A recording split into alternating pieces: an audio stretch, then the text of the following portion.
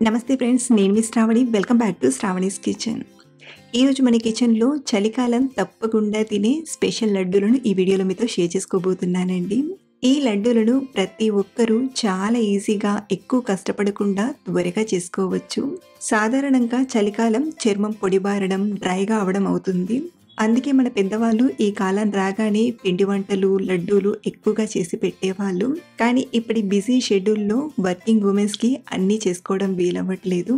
కానీ ఏదో ఒక టైంలో కాస్త టైం తీసుకుని ఈ లడ్డూలను ఒక్కసారి ప్రిపేర్ చేసి పెట్టుకున్నామంటే 2-3 వారాల పాటు తినొచ్చు. అలాగే ఈ లడ్డూలు ఈ సీజన్లోనే కాదండి, రక్తం తక్కువగా ఉన్నవారు, బలం లేక త్వరగా అలసిపోయేవారు రోజు తినచ్చండి. పిల్ల పెద్ద ఇలా ఏం లేదు, అందరూ తీసుకోవచ్చు. చాలా చాలా హెల్దీ. మరి ఈ హెల్దీ లడ్డూలను ఎలా చేయాలో ఇప్పుడు చూద్దాం రండి. ముందుగా స్టవ్ ఆన్ చేసి ప్యాన్లోకి 1 కప్పు నువ్వులను తీసుకొని మీడియం మంట పైన ఇవి చిటపడం అనేంత వరకు బాగా ఫ్రై చేయండి. నువ్వులు తినడం వలన ఎముకలు బలంగా మారడమే కాదు, ఒంట్లో రక్తం బాగా పెరిగి పుష్టిగా తయారవుతారు. సో ఇలా నువ్వులను చిటపడమనేంత వరకు బాగా ఫ్రై చేసి ఒక ప్లేట్లోకి తీసుకొని పక్కన ఉంచండి.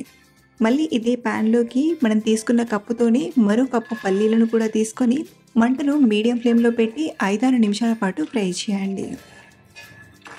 పల్లీలు బ్లడ్ షుగర్ని కంట్రోల్ చేయడానికైనా, వెయిట్ని బ్యాలెన్స్ చేయడానికైనా, అలాగే హార్ట్ హెల్త్కి కూడా చాలా చాలా మంచిదండి.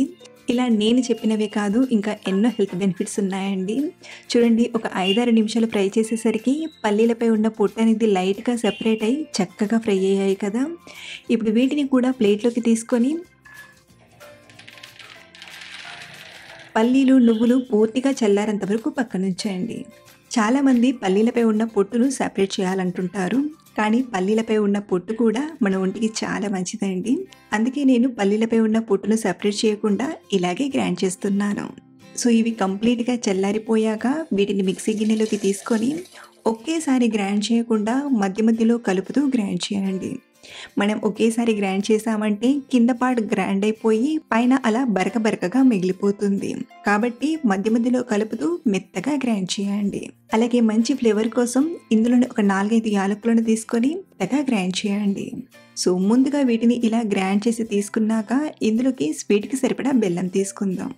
మనం తీసుకున్న ఈ క్వాంటిటీకి 1 కప్పు బెల్లం స్వీట్ అనేది కరెక్ట్గా సరిపోతుంది.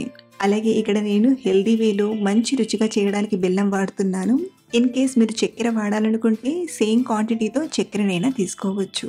సో ఇలా బెల్లాన్ని తీసుకున్నాక ఒకసారి అంతా కలిసేలా బాగా కలిపి బెల్లం మెత్తగా నలిగేటంత వరకు మధ్య మధ్యలో ఆపుతూ కలుపుతూ గ్రైండ్ చేయండి. అలాగే బెల్లం నలిగాక మరొక 1/2 నిమిషం గ్రైండ్ చేసామంటే కొంచెం ముద్ద కట్టేలా వస్తుంది. ఇప్పుడు దీన్ని ఒక ప్లేట్లోకి తీసుకొని ఇందులోకి మంచి టేస్ట్ కోసం ఇక్కడ నేను ఒక 2 టీ స్పూన్ల వరకు నెయ్యిని తీసుకుంటున్నాను.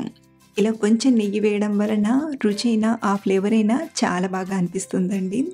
ఇన్ కేస్ మీకు నెయ్యి వద్దనుకుంటే నెయ్యి వేయకుండా అయినా చేయొచ్చు.